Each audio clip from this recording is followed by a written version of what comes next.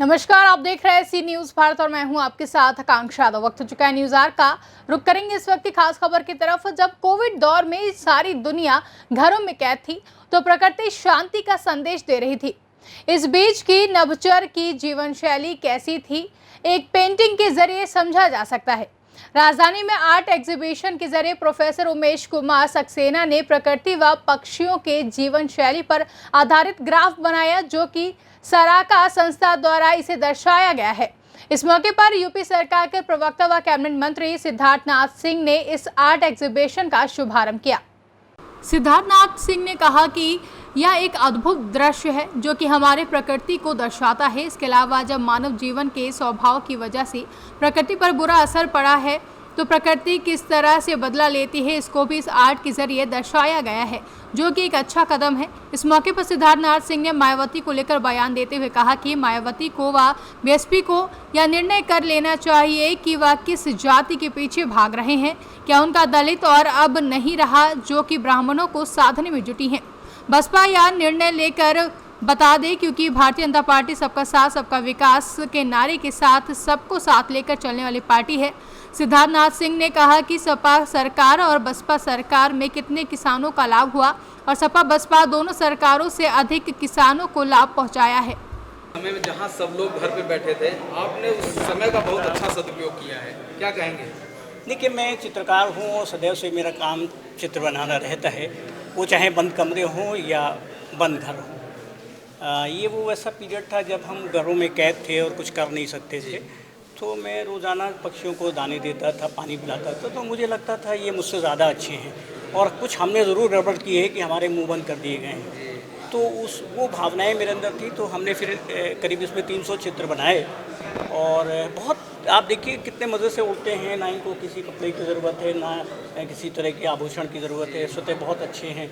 तो मुझे लगता है कि ये मेरा संदेश था कि हम कुछ ऐसा करें कि प्रकृति को ना हनन करें, उसके पीछे ये मेरा है। मेरी और भी सीरीज़ है जिसमें हमने प्रकृति को लेकर बात करी है कि अगर हम जितना प्रकृति का हनन करते चले जा रहे हैं, हम सतह अपने लिए परेशानियां पैदा कर रहे हैं। देखिए, ये जो कोरोना पीरियड आया है, ये पता नहीं कितना चलेगा और किया क्या है हमने प्रकृति को नुकसान पहुंचाया है, जिसका हमें आज ऑक्सीजन की जैसी चीज़ जो बहुत आम बात है, उसकी भी हमें आर्टिफिशियल ज़रूरत पड़ रही है। तो ये जो प्रकृति के साथ छेड़छाड़ है, कृपया वो हम ना करें और करें तो बहुत संभल के करें। ये मेरा उद्देश्य है। Thank you so much. क्या ऑर्गेनाइज करने के पीछे लक्ष्य था और किस तरीके से इन पेंटिंग्स को लेकर के मैसेज देने की कोशिश है? मैं थोड़ा सा सराका गैलरी के बारे में बताऊंगी कि ये एक पहल थी ये कि जितने आर्टिस्ट हैं उनको आगे बढ़ाने के लिए, और उससे ये है कि ये फ्री ऑफ कॉस्ट लगाते हैं और इससे आर्टिस्ट को एक प्लेटफॉर्म मिलता है जिससे वो सारे जो भी होटल में आते हैं जाते हैं लोग, उनको देखने में सुविधा रहती है और एक माहौल बनता है एक आर्ट का। तो ये एक छोटी सी पहल थी लेबुआ की तरफ से और उन्होंने हमें रिक्वेस्ट करा था कि हम इसको क्यूरेट करें।